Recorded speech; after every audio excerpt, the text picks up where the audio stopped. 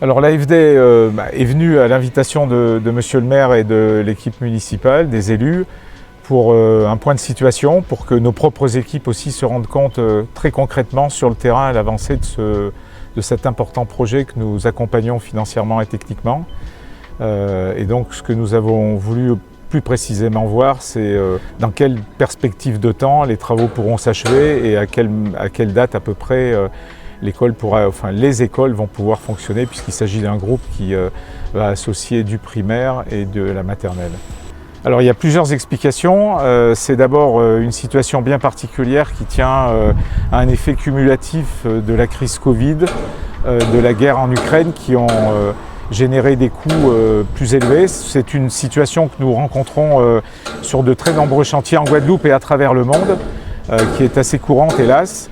Mais je dois dire qu'aujourd'hui, on est resté dans le budget qui avait été validé par les autorités, en passant jusqu'à 13 millions.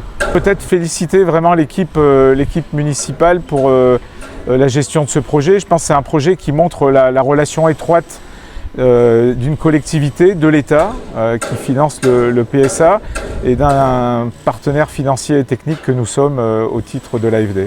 Voilà, une belle école pour Lamentin, une belle école qui va accueillir entre 500 et 600 élèves, ce n'est pas rien, 23 classes, 2 directeurs ou directrices.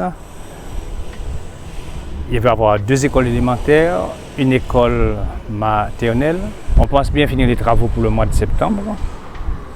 Ensuite, organiser au fur et à mesure, bien sûr, les contacts, l'aménagement avec le nouvel, on va dire, emplacement, organisation, pour permettre petit à petit qu'on construise le transfert. On n'ira pas d'un seul coup. Donc on va faire les choses de manière concertée, d'accord, pour que le transfert soit un transfert réussi de l'école de Castel, à la fois maternelle et élémentaire, ainsi que l'école de Vincent. C'est un ouvrage qui nous a coûté quand même 13 millions d'euros, avec une participation de l'État très importante, une participation de la région, une forte participation de l'Europe, et surtout un accompagnement par l'Agence française du développement, l'AFD, qui à hauteur de 5 millions d'euros a facilité la trésorerie pour pouvoir payer les entreprises. Parce qu'il faut savoir que quand nous avons commencé, la mairie a quand même avancé 6 millions d'euros en fonds propres. Ce n'est pas rien. Une mairie puisse avancer en fonds propres 6 millions d'euros. Donc aujourd'hui, si on n'a pas un partenaire, et heureusement qu'on a l'AFD qui nous accompagne, on aurait été obligé d'arrêter, bien sûr, les chantiers, parce qu'il faut, même si on a le budget, mais il faut la trésorerie pour pouvoir payer au fil de l'eau les entreprises. Donc aujourd'hui, c'est une affaire réglée.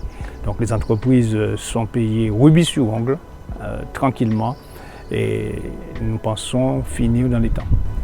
Le mois de septembre, pour nous, c'est la date fixée pour livrer le bâtiment, pas pour le transfert. Le transfert, comme je l'ai dit, se fera en concertation. Donc il faudra prendre le temps de concerter avec ceux qui vont occuper les lieux pour organiser les transferts.